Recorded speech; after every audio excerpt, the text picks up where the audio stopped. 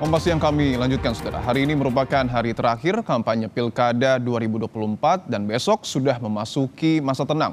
Jelang pemungutan suara Pilkada pada 27 November nanti, sejumlah pihak mengingatkan agar aparat pemerintah dan TNI Polri bersikap netral. Tahapan kampanye Pilkada 2024 berakhir pada 23 November ini. Setelah masa kampanye usai, ada tahapan masa tenang selama 3 hari sebelum dilakukan pemungutan suara pada 27 November mendatang.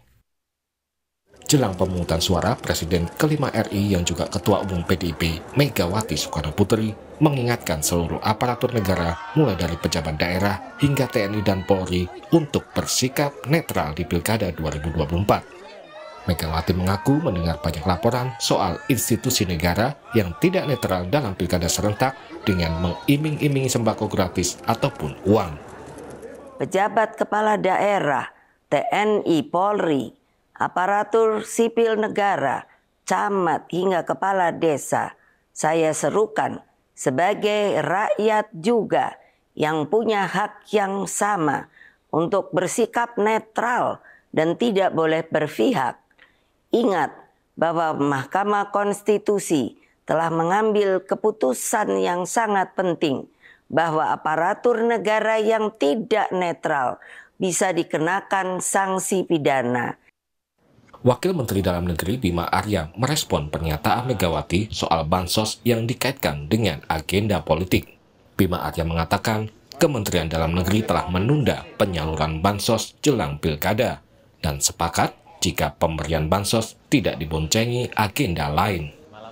Surat edaran itu, jadi perlu dipahami bahwa bansos ini ditunda, terutama yang bersumber dari APBD. Artinya apabila ada program-program kementerian yang memang tahapan penyalurannya itu membutuhkan kesegeraan gitu, itu masih bisa berjalan ya, tetapi tentunya kami garis bawahi harus dilaporkan begitu ya. Jadi intinya bansos yang bersumber dari dana APBD ditunda sampai waktu pemungutan suara. Sebelumnya, Wakil Presiden Gibran Rakabuming Raka juga mengingatkan agar penyelenggara pilkada, khususnya Bawaslu, menjaga netralitas di pilkada kali ini. Gibran meminta agar Bawaslu dapat bersikap tegas, adil, dan tidak tebang pilih dalam menjalankan fungsi pengawasan. Bawaslu dapat bersikap tegas, adil, dan tidak tebang pilih dalam menjalankan fungsi pengawasan untuk terus menjaga netralitas sehingga pesta demokrasi ini dapat berjalan lancar. Pilkada serentak 2024 akan digelar di 37 provinsi, 415 kabupaten, dan 93 kota. Pilkada diikuti 1.557 pasangan calon kepala daerah.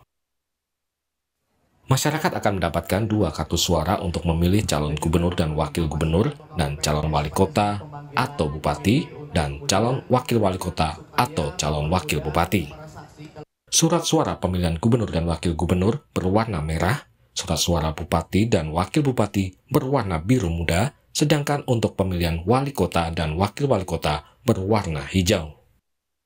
Berbeda dengan daerah lain, di Jakarta pemilih hanya akan menerima 1 surat suara untuk memilih calon gubernur dan wakil gubernur.